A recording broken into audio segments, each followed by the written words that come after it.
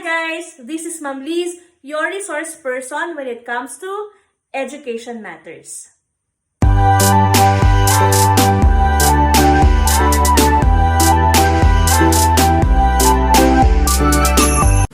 Hi guys, and for today's video, I will discuss the following types of assessment, which are assessment for learning, assessment of learning, and assessment as learning.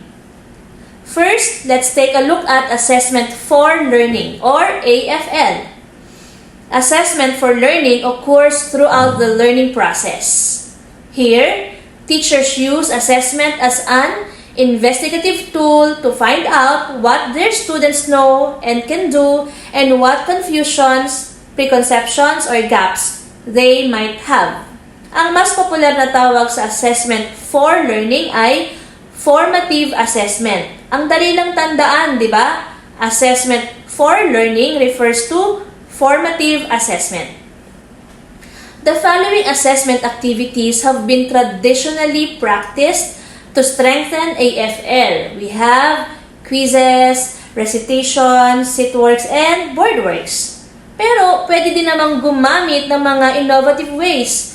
Like, for example, analyzing student work, round-robin charts, strategic questioning, three-way summaries, think, pair, share, 3-2-1 countdown, classroom polls, exit, admit tickets, 1-minute papers, or creative extension projects. So to know more about these non-traditional, innovative ways of AFL, just ask Google, okay?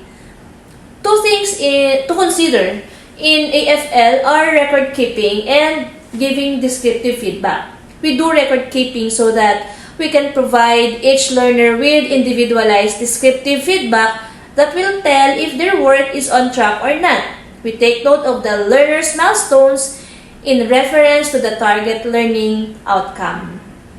On the other hand, a teacher should provide specific, detailed feedback and direction to each student as a guide in the attainment of the learning outcome. The next one is assessment of learning or AOL. Kung ang AFL ay formative, ang AOL naman ay summative.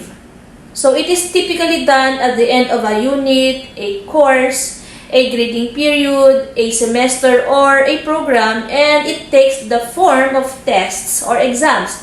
Halimbawa nito, yung mga unit test natin, final exam, or periodical test. We can also include other methods like portfolios, exhibitions, performances, presentations, simulations, multimedia projects, and a variety of other written, oral, and visual methods. The third one is assessment as learning or AAL. Here, assessment is used so that students become adept in planning, monitoring, and evaluating their own learning. And because we use assessment as a learning experience, we need to guide students in setting goals and in monitoring their progress, provide regular and challenging learning opportunities to practice, and give descriptive feedback to help them reflect on their own learning progress.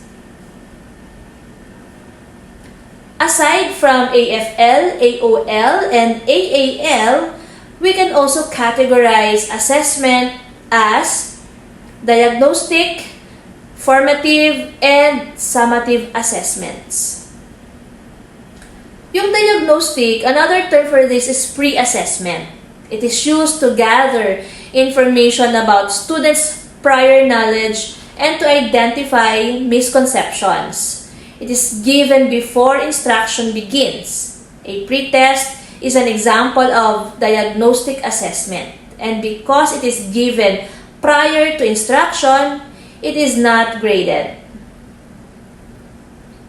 Then we have formative assessments or ongoing assessments. So this assessment is used to gather information in an ongoing manner throughout the learning process. It is used to guide teaching and to improve learning and performance. So feedback to students is a key component of formative assessment. It is rarely graded, but we can provide clear, important feedback that helps a student determine the next steps in learning. And the last one is summative assessment. It is used at the end of a unit, a grading period, a course, and is meant to determine the level of mastery each student has achieved. It is typically graded. Okay, so that's it. I hope you learned something from me. Goodbye. God bless.